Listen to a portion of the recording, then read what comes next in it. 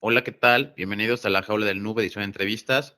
Y esta vez está con nosotros Max de Mendizábal, que bien, pues él es un emprendedor en la parte de software libre, también ha sido director de tecnologías de información en algunas universidades importantes. De igual manera están mis compañeros del grupo Elite del OYEC.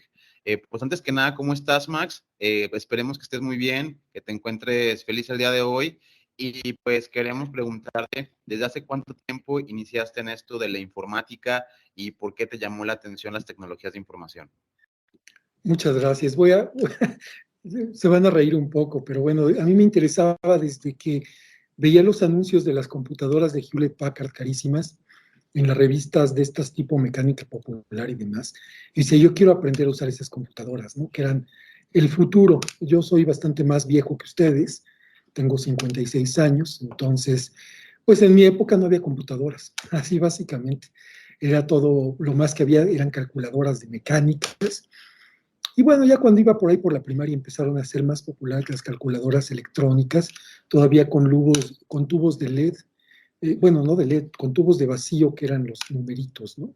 Entonces, realmente para mí las computadoras fue un descubrimiento y la primera vez que pude usar una fue cuando entré a la Facultad de Ciencias de la UNAM, porque ahí en un grupo que era el Centro de Enseñanza de la Física, tenían un par de computadoras Apple II y ahí empecé mis primeros pininos a programar con BASIC de Apple, que era una cosa bastante antigua hoy en día, ¿no? Ya luego me colaba a las aulas de la Facultad de Ingeniería que tenían unas TRS-80 que son míticas, y ahí seguí con mis pininos de programación, aprendí a grabar mis programas en una cinta de grabación de cassette, ustedes ni las conocen, ¿verdad? Pero se grababan los programas en un cassette de música y luego se recuperaban y eso tardaba un montón de tiempo. Entonces, para mí realmente ha sido un viaje de descubrimiento este tema del cómputo y pues me entusiasmó mucho desde muy joven. De hecho, que mi formación es de físico, pues realmente toda mi vida me he dedicado desde que entré a la licenciatura al cómputo porque fue lo que más me gustó. Me parecía muy divertido, interesante, innovador y muy cambiante. Entonces valió la pena ese cambio de giro artístico, digámoslo así, para llegar al cómputo. Y claro, pues realmente a la física nunca me dediqué, fue como una carrera hobby. Digo, está feo que lo diga así, pero me dediqué al cómputo desde muy pronto y me llamó la atención temas de programación, luego bases de datos y bueno, me tocó los inicios del web y del internet y todo ese tipo de cosas que fueron muy interesantes porque además nos permite ver esas, llamémosle grietas que tenemos hoy en día de seguridad muy claramente establecidas, pero pues desde muy abajo, ¿no? Cuando apenas se veían que venían esos problemas. No sé si quieran alguna que me enfoque en algún tema en particular. Ya nos contaste que tienes pues varios años, ¿no? En todo este ambiente de TI y demás. Pero ¿cómo has visto la evolución de toda la tecnología del cómputo durante todos estos años? Mira, yo empecé en 85 más o menos, ¿no? Entonces, ya échale la suma, ya voy a cumplir 40 años en esto. Eh, Fíjate que es vertiginosa. Alguna vez conversando con un amigo hace como 30 años, le decía, no, es que esto del cómputo como que ya está volviendo más de lo mismo. Y se empezó a reír, me dice, a mí lo que me gusta del cómputo es que nunca tienes pausa. Todo el tiempo hay evolución, todo el tiempo hay cambio, todo el tiempo hay cosas nuevas que ver y todo el tiempo tienes que aprender cosas nuevas. Eso es lo que más me gusta del cómputo. Me quedé pensando y dije, yo no sé, creo que me estoy quejando de gratis. Tiene toda la razón este amigo mío, que es el champiñón.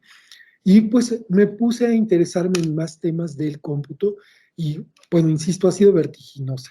Hace 3 años apenas no hubiéramos imaginado el enorme brinco que dimos hace poquito con las inteligencias artificiales generativas. La inteligencia artificial viene desde los años 50. Isaac Asimov hacía sus cuentos al respecto y eran pues, muy interesantes, pero no había herramientas aplicadas como hoy en día de inteligencia artificial. En ese entonces el enfoque que tenían es que la computadora pensara, y eso era muy complicado, hicieron muchas técnicas interesantes, pero no lograron dar el despegue porque no había la capacidad de cómputo que tenemos hoy en día. Hoy en día despegaron por una situación, pues digamos que no tenía que ver con el desarrollo de la inteligencia artificial. El brinco gigante que dio la inteligencia artificial fue gracias al Internet y al web. ¿Por qué? Porque el Internet y el web socializaron la información y la pusieron disponible públicamente. Las inteligencias artificiales actuales se alimentaron de toda esa carga de información de todo el mundo que está en las páginas web. Y gracias a eso es que pudieron dar el brinco a las inteligencias artificiales generativas, que son lo que estamos empezando a experimentar en estos años y que son interesantísimas y que creo que van a dar mucho de qué hablar y qué hacer y qué construir y qué cambiar en nuestra sociedad misma, ¿no? Entonces, digamos que aburrido no estoy. No sé si quieran que me enfoque en algún otro tema. Les puedo platicar cuando empezaba el software libre. De hecho, claro que sí. Mira, hace rato comentaste, me hiciste acuerdo una frase, una vida sin examen, realmente no vale la pena vivir. Me acuerdo, mi padre me decía cuando era de muy joven, no hay cosa más linda que ir a cuando tenías un examen, cuando estudiaste. ¿Por qué te digo esto? Porque para mí Sócrates, por ejemplo, nunca vio la edad como un simple recuento de años, ¿te das cuenta? De hecho, era más como que para él, digamos, el valor del número o como tal, reside en la calidad del alma y la búsqueda de la verdad constante y el autocuestionamiento que he practicado la mayoría y demás, ¿no? Entonces, para mí el tema de la edad es, de hecho, yo creo que nosotros, depende en qué edad nos encontremos, es cuando más brillamos. Pero el tema es darse cuenta, ¿no? Y como mencionaste hace rato, soy más viejo que usted, yo te siento como que tuviéramos la misma edad y pudiéramos sentarnos a jugar con la misma seriedad que cuando éramos niños. A mí me gustaban los G.I. Joe, por ejemplo. Pero la diferencia a veces existe en el tiempo, ¿no? Y ahí es donde yo quiero consultarte. Mira, en este mundo, hoy por hoy, llamémoslo el libre albedrío, se entrelaza con los avances tecnológicos, la inteligencia artificial. Nos encontramos en un punto de reflexión donde todo el tiempo también nos ponemos intensos, a veces estamos con ansiedad. Entonces, yo creo que es una etapa crucial.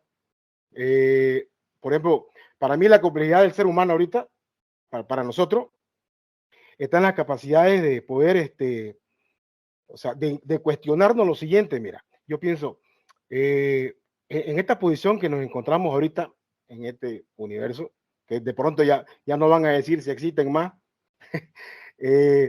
¿cómo se debe manejar? ¿Cómo creo que en este contexto, con el libre albedrío, con inteligencia artificial, cómo deberíamos manejar la protección de los datos?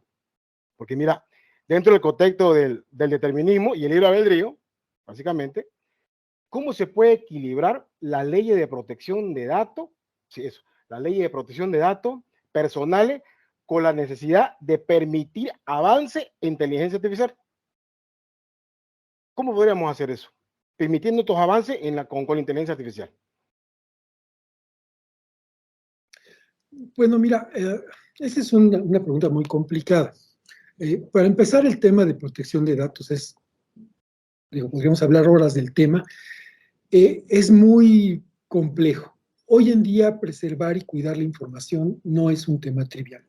Y no es un tema trivial porque nosotros como usuarios no tenemos la discreción adecuada y compartimos nuestros datos hasta donde no deberíamos.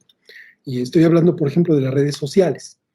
Entonces, hoy en día hay herramientas de doxing que te permiten saber quién es una persona, dónde está, qué hace, a qué hora se acuesta, con quién se acuesta, y demasiados datos que alguien inteligente puede descubrir. Y herramientas de inteligencia artificial te pueden ayudar a eso. De hecho, hay una serie de preguntas muy preocupantes con respecto a las redes sociales, particularmente Facebook, y bueno, por supuesto X, antes Twitter, y peor aún TikTok, en donde pues son mecanismos de espionaje, básicamente.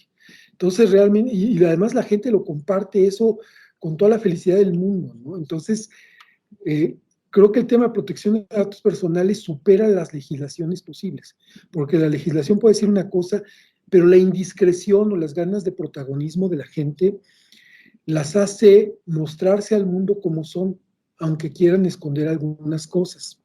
Entonces, realmente el problema ahí no es un tema, desde mi punto de vista legal.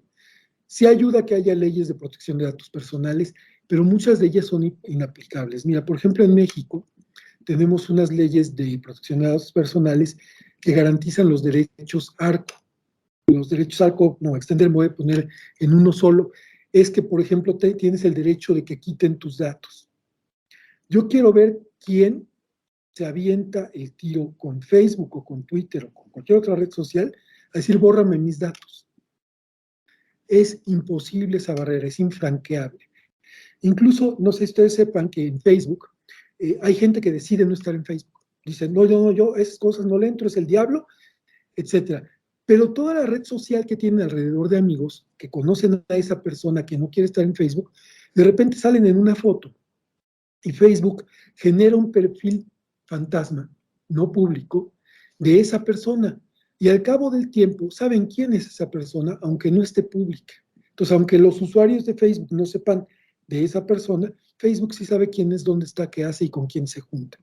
Entonces, en ese sentido, estamos en un problema muy grave porque las inteligencias artificiales han ayudado a hacer este tipo de técnicas de reconocimiento facial, que hoy en día, por ejemplo, en algunos países se está legislando para que esté prohibido el reconocimiento facial automático, pero en lugares como México, pues la gente los usa y no le pregunta a nadie, no les importa si hay una ley o no. Entonces tú vas al aeropuerto, te pareces un terrorista y te detienen. Entonces, realmente los temas son muy delicados en el tema de inteligencia artificial, redes sociales y protección de datos personales. Desde mi punto de vista no lo hay. Ahora, sobre el lado, me voy a ir por otro lado, sobre el lado del libre albedrío. Híjole, yo soy uno de esos locos que creen que el libre albedrío no existe. Yo de repente creo que somos como maquinitas genéticas que siempre estamos encaminadas a ciertos objetivos. Un poco lo que planteaba hace muchísimos años Richard Dawkins con el meme egoísta, el gen egoísta. Él fue el que inventó la palabra meme, de estructuras mentales que se reproducían. Y él dice, bueno, es que somos como maquinitas genéticas cuyo único propósito es reproducirnos hacia el futuro. Digo, yo creo que esa visión es un poquito extrema, pero de alguna manera nuestro libre albedrío está muy acotado con el sistema social donde vivimos, con nuestras posibilidades económicas y cognitivas. Hay gente que sí logra dar el brinco y saltarse los sistemas y ser diferente, digámoslo así, pero son la colita de la curva normal, son las excepciones, porque la regla es todos nos comportamos igualitos, todos cometemos los mismos errores. Voy a poner un ejemplo muy pertinente, ¿no? Cuando tú detectas que atrapan una red de hackers que se robaban dinero de los cajeros electrónicos, ¿por qué los atrapan? Los atrapan porque compran un equipo de fútbol, porque se compran coches deportivos hipercaros y no tienen forma de justificar de dónde sacan el dinero. Entonces la gente empieza a decir, oye, ¿y ese cuate por qué se compró un equipo de fútbol? ¿De dónde sacó el dinero? Y los pescan. Y ese caso es real y pasó en México. Entonces, al final, todo se reduce a viejas, o sea, mujeres, coches y casas. Somos así delimitados de repente. Es muy raro el delincuente, la persona que dice, no, espérate, hay que ser sensatos, no, uno no tiene que gastar, invertimos, etcétera. Y esos grandes pensadores, pues de repente se llaman Bill Gates o Elon Musk, o sea, no hacen esas pendejadas. Y aún así, pues ustedes ven los líos de faldas que tiene Elon Musk todo el tiempo, ¿no? Entonces, al final, parecería que somos maquinitas de genes que siempre hacemos lo mismo. O sea, nos aseguramos la existencia, buscamos estas cosas muy comunes y somos simplemente seres vivos que estamos en este planeta haciendo cosas que los seres vivos suelen hacer. Entonces, desde mi punto de vista, el libre albedrío está bien pequeñito, muy limitado y afortunadamente se da. No sé si iba por ahí tu pregunta o tu reflexión. Ahora, o sea, se resume en burbujitas que están uniendo todos los recuerdos de una manera u otra, ¿no? Es como que esto ya está y estamos. ¿Correcto? Interesante. Bien, Max. A mí me gustaría ahora irme por la parte del software libre. Hay algo que me llama mucho la atención Obviamente yo sí sé un poquito de qué va, pero me gustaría ahora sí que hacerme el tonto para el fin de que nuestra audiencia pudiera tener un muy buen contexto de qué es esto, de hacer un máster en software libre. ¿Qué te enseñan en eso? Me hubiera gustado que en las universidades cercanas acá en Guanajuato hubiera un poco de más alternativas y ofertas educativas, pero ¿existe esto de un máster en software libre? ¿Cómo se toma? ¿En qué tipo de instituciones? ¿Qué te enseñan? Platícanos un poquito de eso. Mira, muy buena pregunta y mira, te cuento también algo importante que tiene que ver con el software libre. Software libre es un movimiento que desafortunadamente va y viene y de repente hemos perdido mucho la brújula. Y voy a irme sobre ese lado un momentito, ¿no? Y hace pocos años, IBM compró a Red Hat. Red Hat tenía una política de tener software, lo hacían, pues todos estábamos contentos, ellos vendían su parte, podías hacer tu clon con CentOS y todos felices. En el momento que IBM lo compra, privatiza Red Hat y dice cerramos la puerta y nadie puede hacer un clon de Red Hat porque lo demandamos. Estamos en una grave crisis en el software libre, muy grave porque no ha habido pues, una defensa conjunta, la gente como que asume que bueno, ya lo privatizaron los cabrones y se acabó, ¿no? Desde mi punto de vista yo creo que deberíamos ser mucho más decisivos, es decir, nadie usa Red Hat y vámonos, que se queden solos, ¿no? No va a pasar, muchas empresas hoy en día ya usan Red Hat, la misma universidad donde yo trabajo, en la Autónoma Metropolitana, usa Red Hat y les pagamos. ¿Y por qué les pagamos? Porque creemos que nos van a dar buen soporte técnico. Es un engaño, no es cierto, ¿no? O sea, realmente cuando lo hemos necesitado son lentos, malos y son gente que sabe muchas veces menos que uno. Entonces, digamos que el software libre ha tenido unos altibajos terribles. Otro altibajo terrible desde mi punto de vista es la exclusión de Richard Stallman. Yo sé que hoy en día el comentario que hizo Richard Stallman defendiendo a su maestro Marvin Minsky, uno de los fundadores de la inteligencia artificial, por cierto, pues fue muy mal visto en esta sociedad de la cancelación y de los wokes. Lo vieron como que defendía a un pederasta. Y no, no es así, él defendía a su maestro.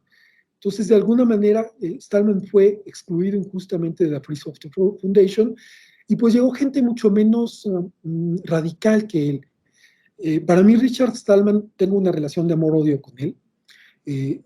De odio porque es difícil tratar con él, es muy Asperger, y de amor porque para mí es la guía, mi faro, que me dice para dónde están bien las cosas, es mi brújula moral. Entonces yo desde ese punto de vista admiro mucho a Richard Stallman porque siempre tuvo claro por qué era importante el software libre y para dónde tenía que llevar las cosas.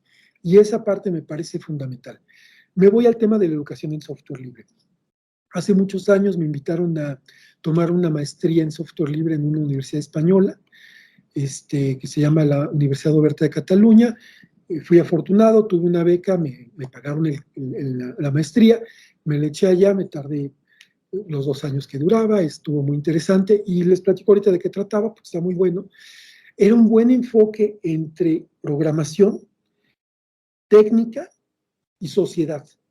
Y la parte social era muy importante, era desde construcción de proyectos con software libre hasta cómo formar sociedades alrededor del software libre para impulsarlo hacia adelante, ¿no? Entonces, ese tipo de cosas son súper interesantes. La maestría estuvo increíble.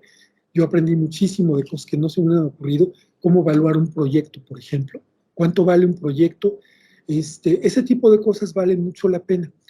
En México hubo un intento bastante bueno de la Universidad de Chihuahua, Autónoma de Chihuahua, para hacer también una maestría en software libre. Sacaron algunas ediciones, pero como que ha tenido poco público. La Oberta de Cataluña, aunque sigue impartiendo la maestría en software libre en España, ya no la trae a México.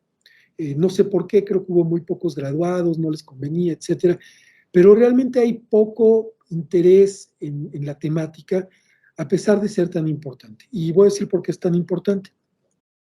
Hoy en día una organización que apuesta todo al software privativo, Microsoft, Adobe, SAP y ese tipo de cosas, está condenada a pagar enormes cantidades de mantenimientos, costos, capacitación hipercara, etc. Si tú combinas con software libre, vas a tener no solo ahorros significativos, sino personal mucho más capacitado para resolver problemas por sí mismos. Una persona que contrata todo deja de pensar, porque el responsable es el otro al que contratan y le deja de importar que las cosas funcionen. Una persona que combina lo que puede comprar con lo que puede desarrollar es capaz de resolver nuevos problemas y nuevos retos. Les voy a plantear un problema que tuvimos gravísimo aquí en la universidad. Cuando vino la pandemia, nosotros teníamos programado un examen de admisión y nos pusimos a buscar quién hacía el trabajo del examen de admisión en línea. Y encontramos varias compañías que lo hacían, pero la verdad, bastante mal. Bastante mal, tuvimos una muy mala experiencia con una compañía que en un examen con 50 personas se les cayó la plataforma y salió pésimo, ¿no? Entonces, pues yo le dije a mi jefe, pues nos lo aventamos nosotros, ¿no? Y vamos a ver cómo nos sale. Y nos lo echamos, fue muy difícil, fue horrible la experiencia inicial. Pasaron cosas que no voy a contar aquí, pero fueron bastante fuertes, pero lo logramos, al final lo logramos y pues en este momento ya llevamos 8 ediciones del examen a distancia y ha funcionado muy bien. También ha funcionado que ya no queremos regresar al examen presencial.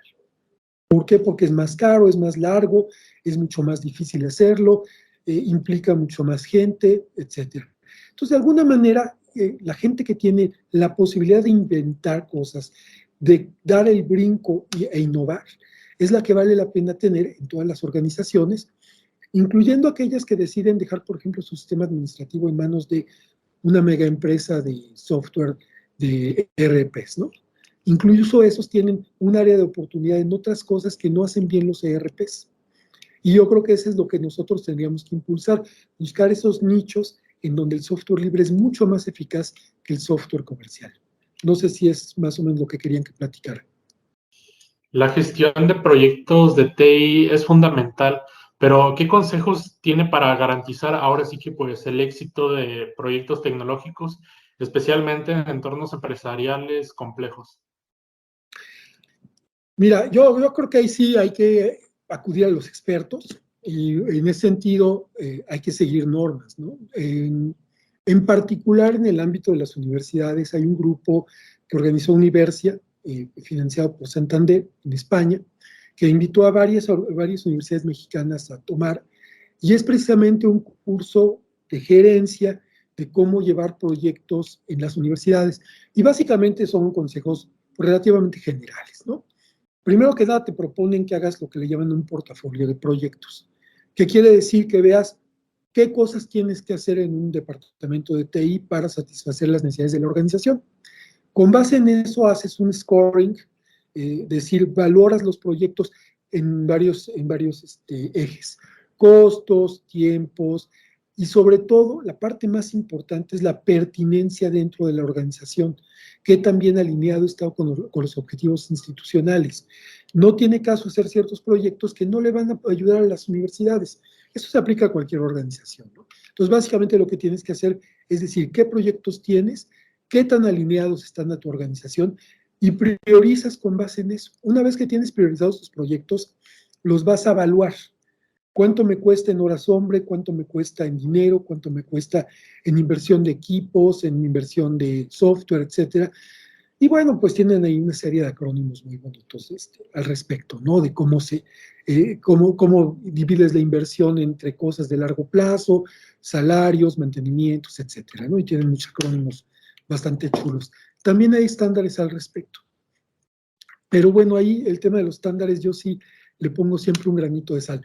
Vale la pena conocerlos, vale la pena trabajar hasta ahí, hasta cierto punto. Apegarse a los estándares de repente es muy complicado por temas de política organizacional o por temas de costos. Por ejemplo, si ustedes se quieren adherir al 27001 de temas de seguridad, pues tienen que tener una cartera muy abultada para que les alcance pagar eso. ¿Por qué? Porque piden demasiadas cosas que no son todas igual de importantes, pero incluso piden cosas como certificaciones. Hoy en día, bueno, en mis épocas, voy a hablar como viejito, conseguir un trabajo de informático pues era relativamente fácil, aún sin haber terminado una licenciatura. Hoy en día, muchas organizaciones, si no tienes la licenciatura terminada, no te aceptan, aunque seas el mejor programador del mundo. Y la razón de ello es que todos estos estándares internacionales te exigen que la gente que trabaje en estos proyectos tenga una titulación de un nivel licenciatura. Y es una cosa, pues a mí me parece un poco absurda, porque hay gente muy, muy talentosa que nunca obtuvo un título porque no le interesó. Y las habilidades son diferentes, las que necesitas para hacer un trabajo de desarrollo de software, a sacar un grado en lo que sea, ¿no? Mira qué interesante lo que acaba de mencionar.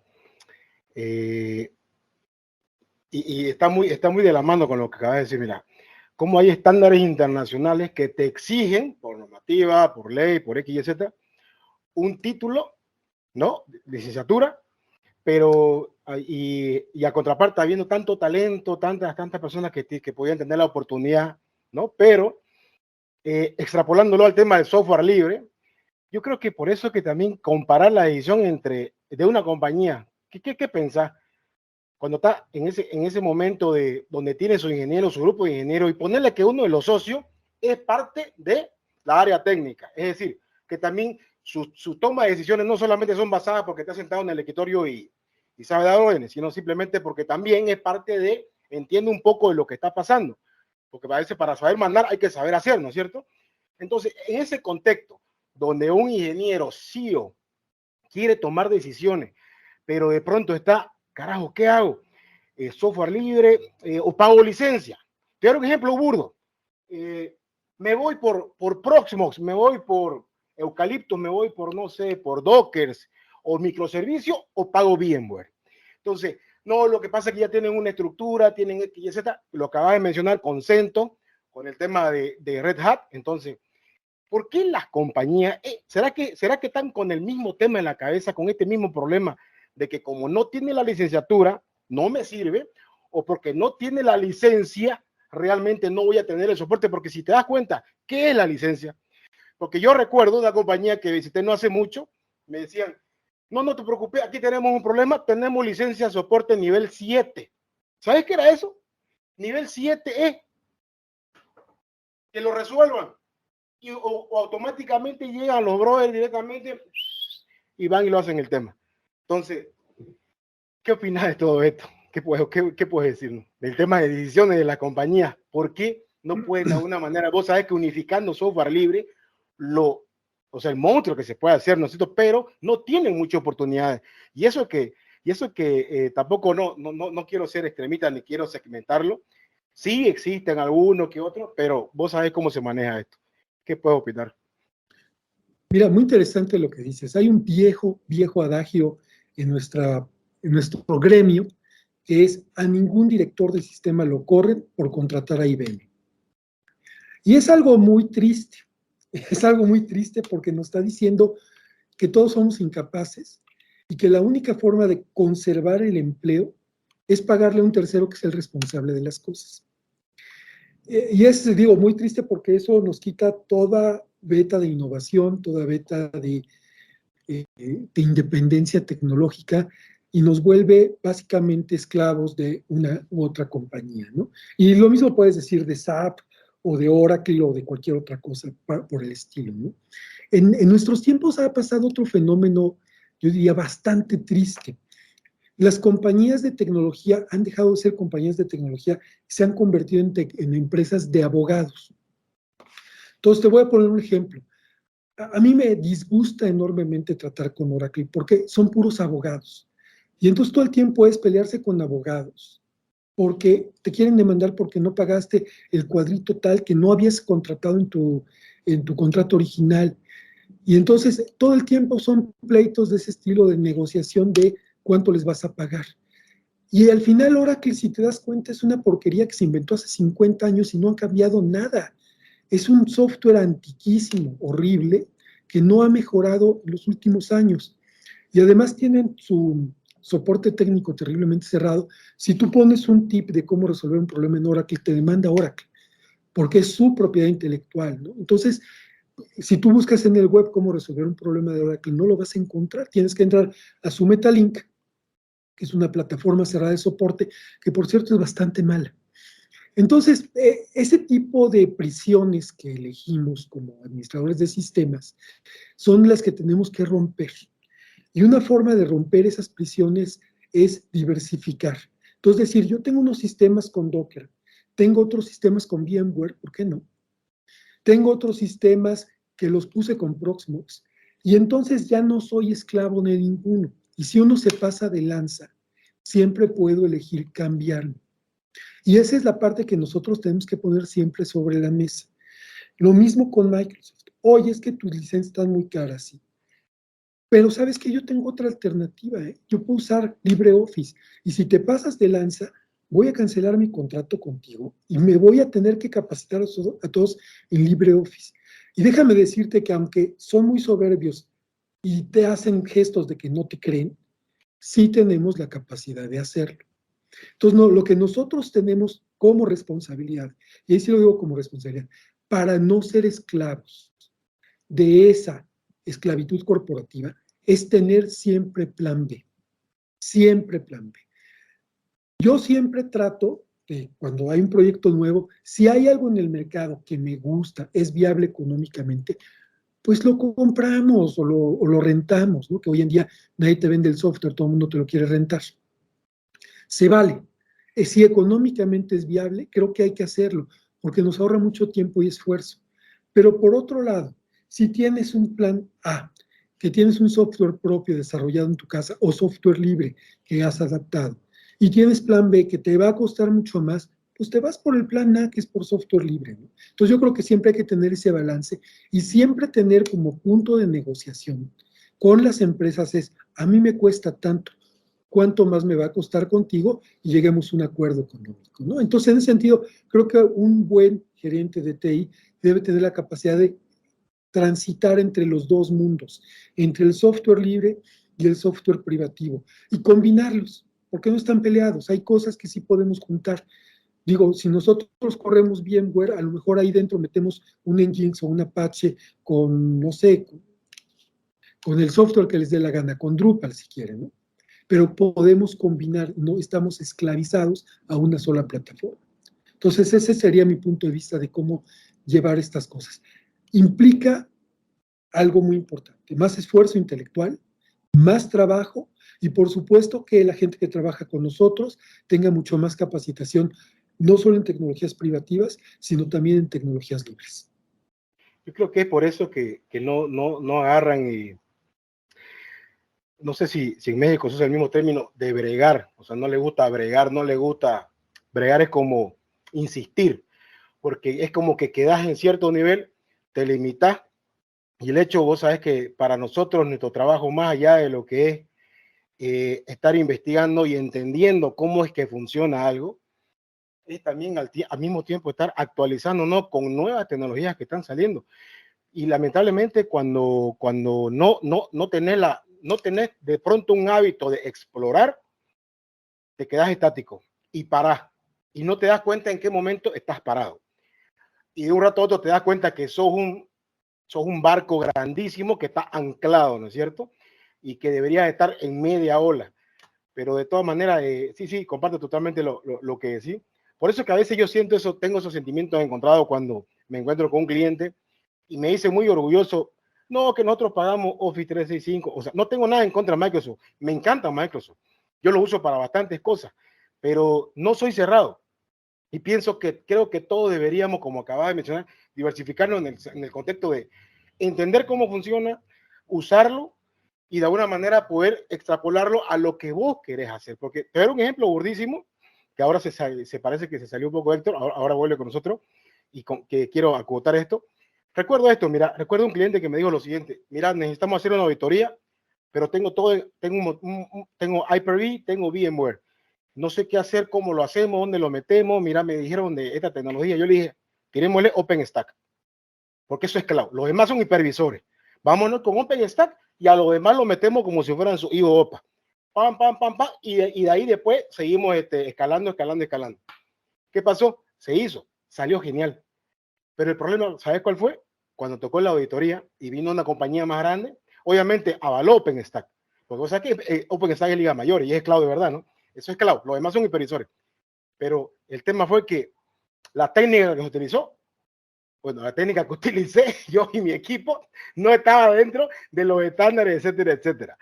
¿No? Entonces, porque al momento de hacer los informes, reporte que lo odio y que quede como récord, me encantaría que nos deje una idea de cómo podemos automatizar con IA, aunque sea con los prompts, para poder crear los informes, que lo hagan todos, ya nosotros solamente usar la variable. He usado mucho, pero no sirve. Entonces te das cuenta, por el estándar que existe, lamentablemente no pudimos, como que nos bloquearon y nos dijeron, no nos lo aceptaron, nos lo devolvieron. Entonces tuvimos que usar cierta, ¿qué te puedo decir? Cierta metodología y demás que nos exigían, pero no tenía sentido porque ya era obsoleta, ¿no? Entonces, comparto totalmente lo que decís. Ahora, Héctor, no sé si está ahí. Si no, podemos avanzar. ¿Querés decir algo? Y bien, algo que está bien interesante y incluso aquí en el mundillo, le digo yo, del hacking, es de que es muy importante, es de vital importancia estar todo el tiempo actualizados y seguir estudiando y seguir aprendiendo cosas nuevas y tomarle ese amor a la sabiduría y al conocimiento. Pero, ¿cuáles son las habilidades y cualidades más importantes que un director de TI debe tener en la actualidad? ¿Y cómo es que tú te mantienes actualizado en un campo en constante evolución? Mira, son preguntas bastante buenas. A mí siempre me da miedo estar desactualizado. Max, creo que estás muteado. ¿Te mutean? Sí. Ay, gracias. No me di cuenta que había puesto el micrófono cerrado. Mira, ese es un tema súper importante. A mí siempre me da miedo estar desactualizado. O sea, de repente yo digo, caray, me falta estudiar más de esto. No sé nada de inteligencia artificial, me pongo a estudiar. Y bueno, yo estoy suscrito, bueno, no suscrito, soy parte de una cosa que se llama el American Computer Machinery, que es una sociedad en Estados Unidos de gente que se dedica al cómputo y que ha crecido enormemente, ¿no? Tienen campos en todo. Entonces, lo que yo hago es me echo la revista que hacen una vez al mes, y digo, más o menos estoy medio actualizado, ¿no? Obviamente eso no te especializa en ninguna tecnología particular. O sea, es decir, si mañana me dices, oye, ¿qué sabes de la herramienta de Business Intelligence Tableau? Te voy a decir, pues no sé, sé que la hace tal fabricante y para de contar, ¿no? Pero ¿qué hace específicamente? Pues a lo mejor le he visto una vez y punto. Es imposible estar actualizado en todo, imposible. Entonces, mi sugerencia, la mía, la que yo sigo, la que yo trato de hacer, es informarte sobre las bases, sobre lo general, no sobre lo que fabrican las compañías. Las compañías te van a tratar de vender lo que hacen, que puede ser muy bueno o puede ser basura. Y los vendedores son iguales, te venden igual de bien la basura que lo que es muy bueno. Te voy a poner un ejemplo clásico, ¿no? Aquí en la universidad mucha gente utilizaba SPSS. SPSS es un programa de hace, pues ya va a cumplir 40 años o por ahí, ¿no? Si no es que hasta 50. Es viejísimo el SPSS, era realmente feo y es de estadísticas. Entonces, si yo le propongo a una persona, oye, ya ese PCS es obsoleto, ya ni lo venden, lo compró IBM y lo tiene abandonado hace 10 años, no lo puedo convencer. Y entonces le propongo, ¿por qué usas R? RStudio. ¿No? O vamos, me voy por la opción comercial. Usa SAS. Por lo menos SAS es una compañía independiente que hace cosas nuevas y el software está muy bonito. No quieren. Y esa estática en la gente te obliga a saber desde COBOL hasta el último lenguaje de programación Julia que haya salido, ¿no? O lo que sea. Es muy difícil estar en todo. Saber Rust y saber C no es lo mismo, son muy diferentes. Entonces uno tiene que ir estudiando poco a poco. Y bueno, yo tengo un propósito que no he cumplido, ¿verdad? Que es, voy a estudiar un lenguaje una vez al año. Entonces, el año pasado me tocó Lisp, este año me tocó Rust, y pues no podría ser un buen programa en ninguno de los dos, ¿verdad? Pero por lo menos sé cómo funcionan, veo cuáles son las herramientas, veo cuáles son las innovaciones, veo cuáles son las ventajas que tienen y puedo, con ese conocimiento, proponer cosas nuevas en un área de tecnología, aunque no las haga yo. Muchas veces tenemos que contratar gente nueva que conozca esas nuevas herramientas y actualizarse es muy complicado. Entonces, realmente mi sugerencia es manténganse informados a nivel general con algo como la revista de la ACM, de Computer Machinery, que te da más o menos un panorama de lo que está pasando en el cómputo. Y bueno, la parte comercial, pues te llega a fuerza aunque no quieras, ¿no? Siempre te llegan vendedores de cualquier cantidad de cosas. Totalmente de acuerdo. Querido Max, y cuando no estás haciendo esto, ¿qué te gusta hacer? ¿Cuál? No te voy a decir hobby, realmente. Mira, te voy a dar un ejemplo, mira, y te voy a agarrar en curva. ¿Qué tiene tu atención en este momento, ahorita que estamos hablando? Sé que estás en otra cosa, vos sabés que se reconoce todo el lenguaje corporal, entonces sé que estás un poco nervioso, sé que estás sobre la hora, pero sí me gustaría que compartas con nosotros un poquito invasiva mi pregunta, pero ¿qué tiene tu atención en este momento? Más allá de lo que puedas estar haciendo en tu computadora. En general, no importa proyecto, X, Y, Z. Fíjate que a mí como me gusta mucho el tema de la programación y demás, siempre ando viendo cosas como qué hacer creativas. Y últimamente ha dado por el tipo de trabajo maker. No es un trabajo que me vaya a volver profesional nunca en mi vida, porque tengo manitas de estómago y soy bastante malo para construir cosas, pero me gusta construir juguetitos, hacer cosas con Arduino. Hace unos años le construí a mi hijo un sistema de semáforo para que jugara con sus carritos. Pues ya creció y ya no me hace caso, ¿verdad? Pero le ponías un botoncito y sonaba como en los pits de las carreras, 3 soniditos para que salieran los coches. Y me quedé ahí porque el siguiente paso era poner un actuador para que levantara una barrera y los coches salieran de las pistas, ¿no? Ese tipo de cosas son las que me gusta hacer. Intento hacer cosas como tipo carpintería, pero usando computadoras con CNCs y cosas de estilo que me parecen muy interesantes. No me he metido a la impresión 3D por una razón muy sencilla, soy pésimo para dibujar y si no tienes esa habilidad visual tridimensional, pues es muy difícil construir modelos tridimensionales y por eso simplemente le he dado la vuelta, aunque sí tengo la inquietud de meterme a ese tipo de mundos para construir piezas que no puedo conseguir de otra manera. Me gusta mucho fabricar cosas, ¿no? Y últimamente me dio por la moda de las plumas fuente, que bueno, pues son muy bonitas y divertidas y sobre todo son muy retro. Una de las cosas que yo no hago es llevarme a la junta una laptop, más que la tengo ahí cerrada para consultas si me piden alguna información que no tengo a mano, pero todos mis apuntes los llevo a mano. Y los llevo a mano por una razón muy sencilla, ¿no? Déjame, te muestro más o menos cómo las llevo. Alguna vez leí un artículo que decía que para que tú tengas mejor atención a lo que estás escuchando, es buena idea escribir lo que entiendes. Pero no nada más escribirlo a máquina, porque si lo escribes a máquina está muy mecanizado. Necesitas darle el movimiento visual a tu mano para que vayas comprendiendo lo que estás escribiendo, darle ese tiempo de reflexión. No sé si sea cierto, no sé si sea cierto, pero desde mi punto de vista es algo que me ayuda a retener mejor las ideas y a plantear soluciones a los problemas que me plantean de una mejor forma. Oye, ¿sabes qué? Mira lo que... Perdón, continúa. Lo que pasa es que te quería aportar eso que acabas de mencionar de escribirlo, sentirlo eso, sentir todo tu cuerpo, todo tu átomo que están haciendo, que están trabajando en conjunto, la verdad que es genial. Yo te digo algo, y perdón por intervenir, pero yo perdí esa costumbre hace muchos años, la verdad que no recuerdo cuándo, pero ¿sabes cómo me di cuenta que empecé a recordarlo? Cuando me encantó de un rato a otro, porque tenía miedo y no me gusta dibujar, porque siempre me olvidaba cómo dibujar un switch o un router, y yo entiendo perfectamente cómo funcionan, pero no puedo dibujarlo, lo siento, y agarrar la pizarra y dibujarlo o hacer cualquier garabato, me ayudó muchísimo a recordar. Entonces, de alguna manera, tal vez no ocupo un cuaderno, pero me encanta mucho usar la pizarra. Cuando quiero algo y tengo algo en mi cabeza, me encanta pararme, hablar y empezar a escribir. Y después me doy cuenta que solamente es un garabato, pero mi cerebro lo entiende. Eso es lo importante.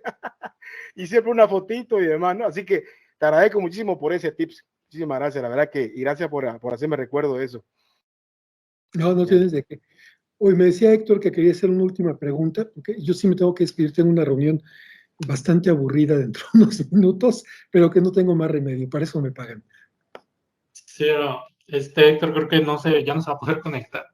Ya me está diciendo que finalice.